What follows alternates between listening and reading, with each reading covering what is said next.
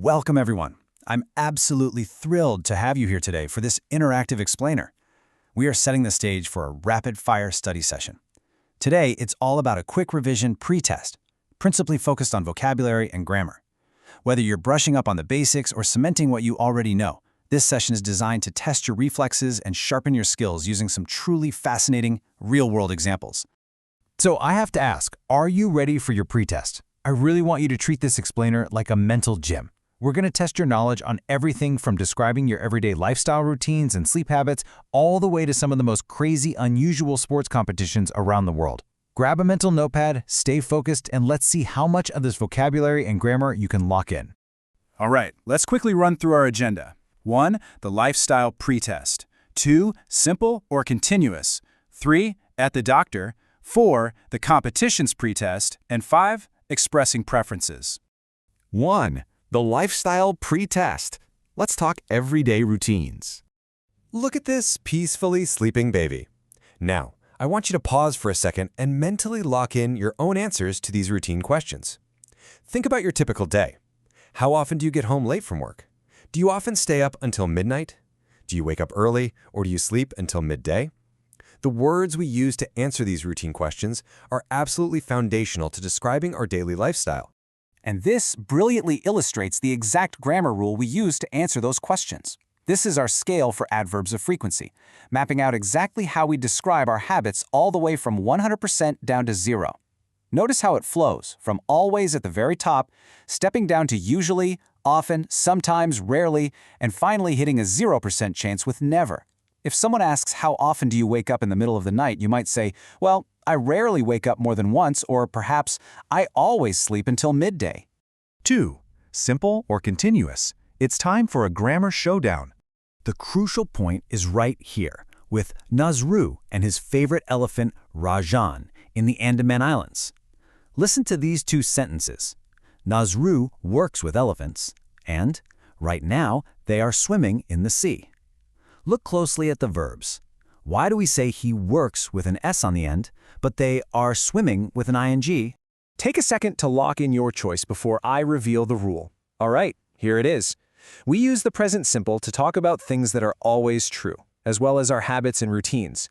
So every day, Nazru works with elephants. That's a fact of his life.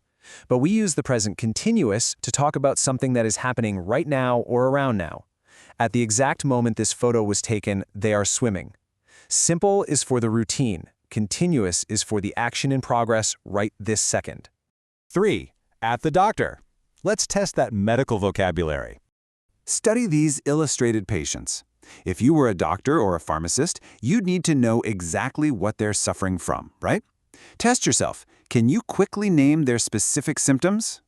The man holding his head? He has a headache. The woman holding her throat? That's a sore throat. And the person clutching their belly? Yep, a stomachache. You might also run into someone with a temperature, an earache, a bad cough, or a runny nose. Now, check your mental answers against these remedies. In English, when we give medical advice, we often use specific phrasing. For a headache, you'd advise the patient, you should take this medicine, or take one pill twice a day.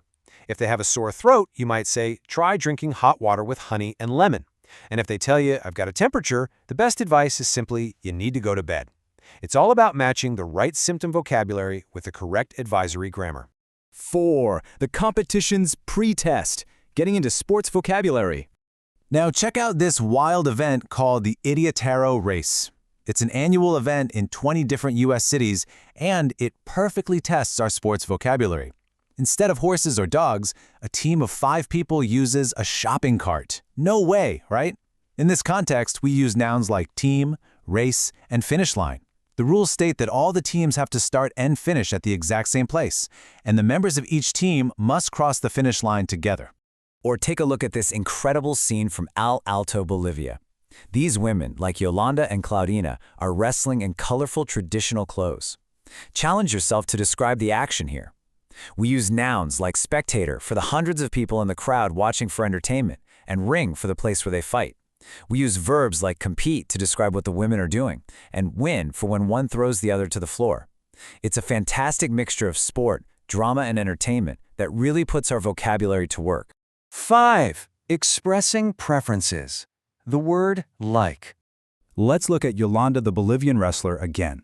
A fan might say, I like watching the wrestling, or Yolanda herself might say, I like wrestling. We use like plus an ing verb or a noun to talk about activities and things we enjoy in general. But see how the structure changes entirely when we talk about future plans or ambitions. The interviewer asks, would your daughters like to become wrestlers one day? And Yolanda answers that they wouldn't. We use would like to plus an infinitive verb to talk about ambitions. So general enjoyment is I like, but a future desire is I would like to. It's a subtle grammar shift, but it has a massive impact on the meaning. And that brings us to the end of our rapid-fire revision. To wrap up this explainer, I want to leave you with a provocative double question that forces you to instantly apply the grammar rules we just reviewed to your own life. Think about it. How do you usually spend your free time, and what are you doing right now? Do you notice the difference? The first asks for a habit, using the present simple, maybe requiring an adverb of frequency. The second asks for an action in progress, using the present continuous. Try answering both out loud right now. Thank you so much for joining me in this explainer. Keep practicing that vocabulary, and I'll catch you next time.